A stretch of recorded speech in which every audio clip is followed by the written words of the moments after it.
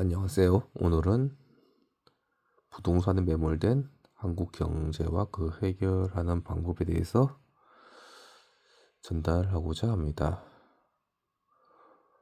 그동안 뜨거웠던 코스피가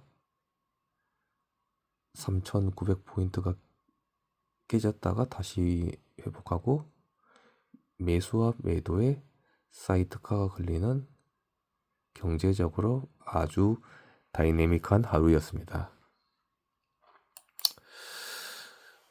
그렇게 되면 부동산이 매몰 현상은 어떻게 한국을 경제를 망치는 것에 대해서 한번 고찰해 보겠습니다.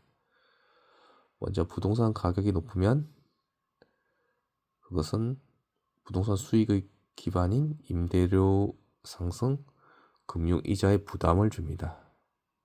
어느 정도까지는 자산 효과가 있습니다. 이제까지 그래왔죠. 그러나 현재처럼 경기 침체가 오고 부동산을 떠받쳐줄 수요가 부족하게 되면 임계치를 초과하여 역자산 효과가 발생하게 됩니다.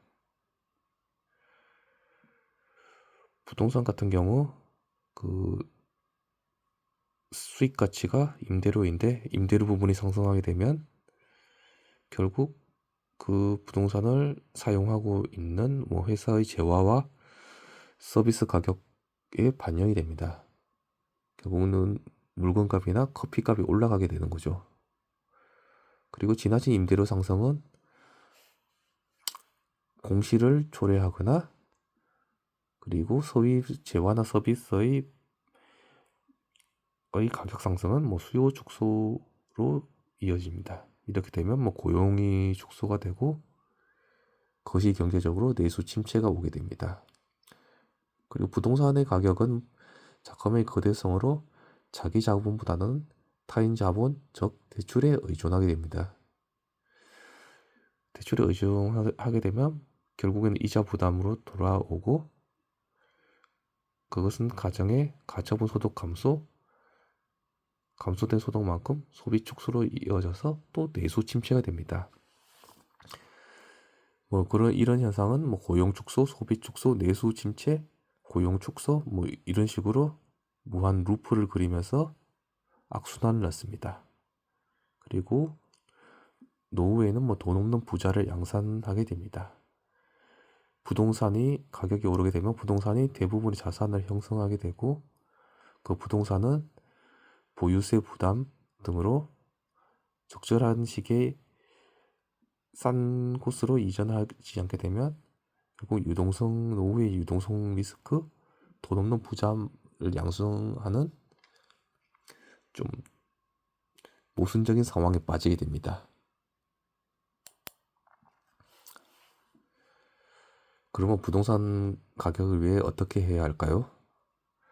먼저 현재의 한국 부동산 가격 같은 경우 실효세율이 한 0.1%입니다.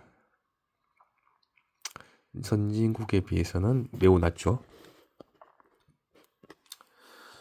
그래서 보유세 수준을 선진국처럼 1%로 그리고 보유세 과세 표준이 되는 공시지가를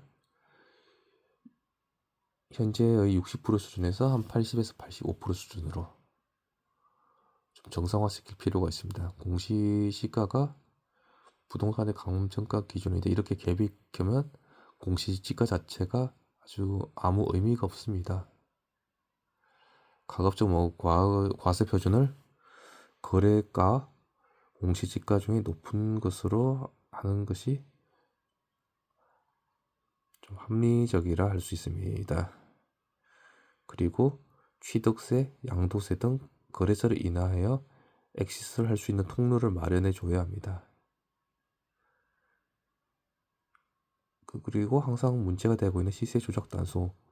시세 조작 같은 경우는 주식으로 따지면 주가 조작인데 주가 조작은 처벌을 하지만 부동산은 그렇지 않습니다. 최고가 매매 후 취소를 해도 벌금 얼마로 끝나는 경우가 많습니다. 그리고 장기간 미등인 경우도 확실히 체크해서 좀 엄한 처벌이 필요합니다. 그리고 외국인 부동산의 소유도 제한을 해야 합니다. 특히 뭐 중공인 같은 경우 뭐 중공개 은행에서 빌려오는 경우 대출자가 돈을 못 갚으면 이 중공개 은행 소유가 되는데, 이것은 결국 중공개 은행이 중국 정부의 소유라는 것을 감안하게 되면 결국